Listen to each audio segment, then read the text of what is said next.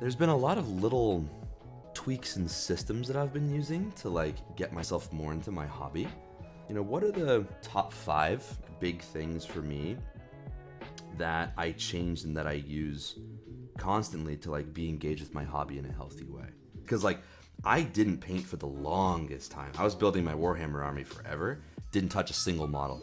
Like my gray pile of shame was horrendous. Just horrible. I had mountains and mountains of just gray models that were like ready to be painted, and I just hadn't touched them for years.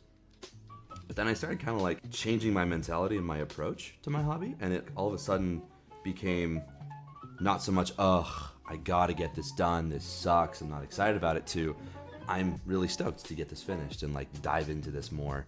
And it felt very healthy. The first thing was just getting excited, which sounds super fucking cliche, but it was more like doing things to get me in the mood, right? Like talking to people about it, or wanting to try a new color scheme like I'm doing, or like a new model where I'm like, you know what? I'm gonna try this completely new painting scheme. No idea if I'm gonna be good at it, but like, let's get it, right? Let's give it a shot. I might screw up royally, but it's gonna be cool either way, you know? Or picking a custom model that I wanna make, like a conversion, or just engaging in the community more, like asking my friends about ideas and being like, hey, I think I'm gonna try this color scheme. And then one of my best buddies would be like, oh, that'd be sick, and you should try X, Y, and Z. So just like doing little things to get yourself excited about it. Once you kind of get yourself excited about it, you do a thing called habit stacking. Basically means do multiple things at once. So if you're not like super motivated about something, or if you feel like, oh, I'm not sure if I have time, take something that you would usually spend time on and do something else while that's happening. So for example, for me, something really simple is like an audiobook. Like if I want to take some time out of my day to listen to an audiobook, why don't I paint while listening to my audiobook? Or while you're painting, why don't you throw something on YouTube, like a YouTube video or a live stream that you wanted to watch? You know, like little things that you enjoy doing, add that to your hobby. And all of a sudden you'll feel a lot more like you're taking up less time in your day, because your drawing is not the only thing you're doing. And then like as you get into it, in order to avoid it feeling tedious, is systemize.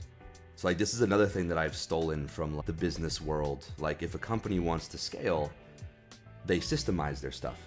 And if you want to scale your hobby, aka if you want to do it more often, produce more stuff, paint more models, you also have to systemize.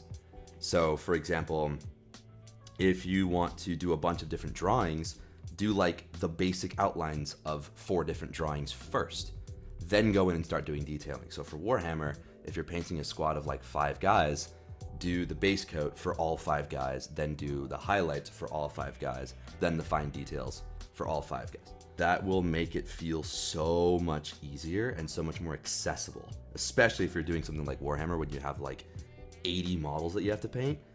It can feel really crappy if you spend 3 hours on one guy and you're like, I'm 1/80th of the way there. That sucks.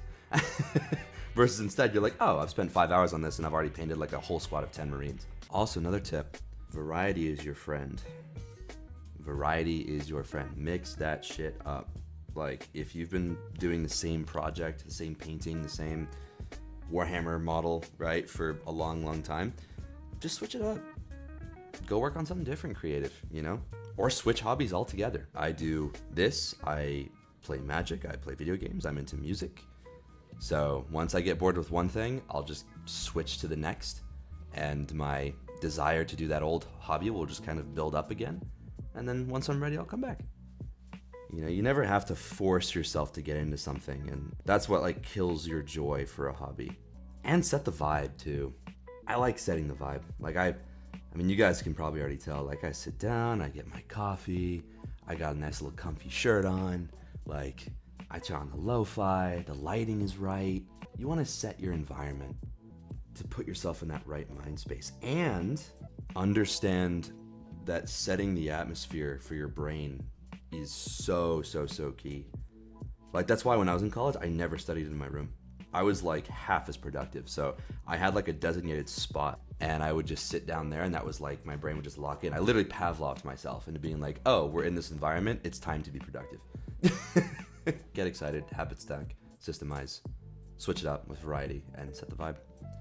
Set the environment for yourself.